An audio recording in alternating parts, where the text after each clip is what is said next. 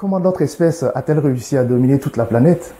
Pourquoi nos ancêtres ont-ils uni leurs forces pour créer villes, royaumes et nations? Bonjour et bienvenue dans ce deuxième épisode de ma série de capsules en quelques mots. Je suis Aruna Ouattara et aujourd'hui je vous parlerai du livre Sapiens, une brève histoire de l'humanité de Yuval Noah Harari, qui est professeur d'histoire à l'Université hébraïque de Jérusalem et qui est surtout spécialiste d'histoire militaire médiévale. Ce livre est un succès planétaire, traduit dans une trentaine de langues, avec déjà plus de 6 millions d'exemplaires vendus à travers le monde.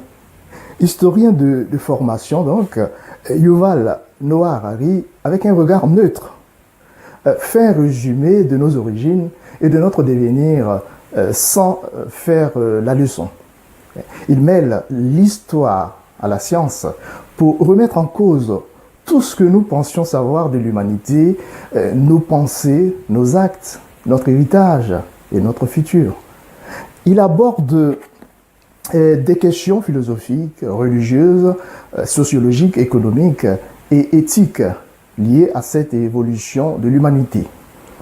Le style d'écriture est dynamique, la lecture est facile malgré les 512 pages. C'est surtout pas pour les timides. L'auteur pose dans ce livre les bases pour comprendre Homo sapiens, l'évolution de l'homme à travers les trois révolutions principales qui sont la révolution cognitive, la révolution agricole et la révolution scientifique. Le livre raconte comment ces trois différentes révolutions ont affecté les êtres humains que nous sommes et les différents organismes qui nous accompagnent. Nous verrons dans quelques instants plus en détail ces différentes révolutions. Le livre est vraiment un condensé de l'histoire de l'humanité. C'est un livre qui est audacieux et érudit dans la mesure où Yuval Noah Harari est un scientifique et il est également par moments provocateur. Même si le récit est basé sur des faits scientifiques, il s'agit tout de même d'une interprétation de Yuval Noah Harari sur l'évolution d'Homo sapiens. On peut ne pas être d'accord avec ces propos dans la mesure où il s'agit de l'histoire avec certains faits qui sont souvent difficiles à démontrer. Il n'en demeure pas moins que Yuval Noah Harari est dans une démarche scientifique sérieuse. Il développe sa propre théorie qui est ou pas acceptée par la communauté scientifique. Ce livre s'adresse au grand public. Ce n'est pas un ouvrage professionnel ni scientifique.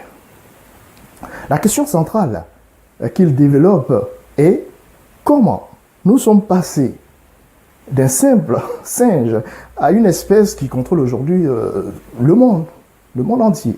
Comment Homo sapiens a-t-il réussi à s'implanter sur toute la surface de la Terre en construisant de grands empires, de grandes villes, de grandes nations et en changeant en permanence de mode de vie? Au départ, nous, Homo sapiens, n'étions encore qu'une espèce insignifiante parmi d'autres. En 1500, nous étions environ 500 millions. Aujourd'hui, nous sommes 7 milliards. Adieu l'homme de Néandertal, Homo erectus. Homo sapiens est aujourd'hui la seule espèce humaine qui a survécu et qui contrôle toute la Terre, toute la planète. Il y a environ 100 000 ans, la Terre était habitée par au moins 6 espèces d'hominidés. Une seule a survécu. Nous, Homo sapiens, et si vous préférez, hommes sages. Comment en sommes-nous arrivés à créer les concepts de religion, de nation, de droits de l'homme, à dépendre de l'argent, des livres, des lois, à devenir esclaves de la bureaucratie, des horaires, de la consommation de masse? Et en quoi ressemblera notre monde dans le millénaire à venir? Voyons à présent les trois révolutions évoquées dans le livre. Voyons d'abord la révolution cognitive. La révolution cognitive a donné le coup d'envoi à l'histoire, voici environ 70 000 ans.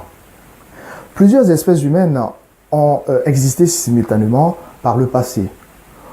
Mais Homo sapiens a totalement supplanté Homo neanderthalensis il y a environ 30 000 ans. Car seul Homo sapiens pouvait vivre en bande de plus de 50 individus. La coopération de groupe a été rendue donc possible par l'apparition de la fiction. Les religions et les mythes communs assurent une stabilité du groupe.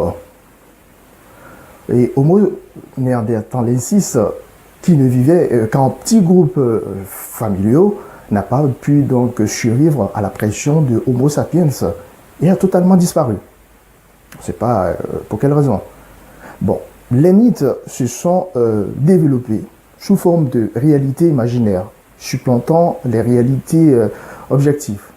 Depuis cette révolution cognitive, ces entités imaginaires, les nations, les sociétés, Dieu, régissent le comportement de Homo sapiens et ont éliminé toutes les réalités objectives, à savoir la nature, les espèces animales. La deuxième révolution, c'est la révolution agricole qui a totalement accéléré l'histoire, voici environ 12 000 ans. Il y a 10 000 ans, Homo sapiens découvre l'agriculture. Et la transition agricole ou la révolution agricole permet une croissance sans précédent de l'espèce humaine, qui passe alors de 5 millions d'habitants à plus de 200 millions. Cette transition n'est cependant pas forcément une amélioration, n'apporte cependant pas une amélioration dans la vie d'Homo sapiens, de manière au niveau individuel en tout cas. Car avec cette révolution agricole, il y a un essor démographique qui apporte aussi donc la famine en période d'aléas climatiques par exemple. La troisième et dernière révolution dont nous parle Yuval Noah Harari dans son livre « Sapiens, une brève histoire de l'humanité » est la révolution scientifique. Cette dernière révolution a commencé il y a environ 500 ans et pourrait, selon l'auteur, mettre fin à l'histoire telle que nous la connaissons et amorcer quelque chose de totalement différent. Pour lui, aujourd'hui, la monnaie, c'est l'élément unificateur de l'humanité sur les 5 continents. Nous vivons dans une sphère culturelle commune aujourd'hui et c'est dû à la révolution scientifique qui a commencé autour du XVIe siècle. Et pour lui, cette révolution scientifique est une révolution de l'ignorance. C'est l'aveu de l'ignorance qui a rendu les explorateurs européens du XVIe siècle et les scientifiques du XIXe siècle avides de nouvelles découvertes. Et le dernier chapitre qui complète en quelque sorte la révolution scientifique effectue aussi la démonstration que finalement le progrès de l'humanité n'a pas eu d'impact sur le bonheur individuel.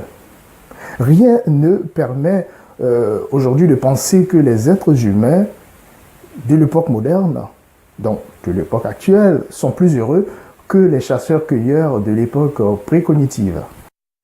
Pour terminer, donc, Yuval Noah Harari évoque l'avenir de l'humanité. Pour terminer le livre, c'est un avenir où Homo sapiens va évoluer, non pas par sélection naturelle, comme ça s'est passé jusque-là, mais à la suite d'un dessein intelligent orchestré par la recherche scientifique.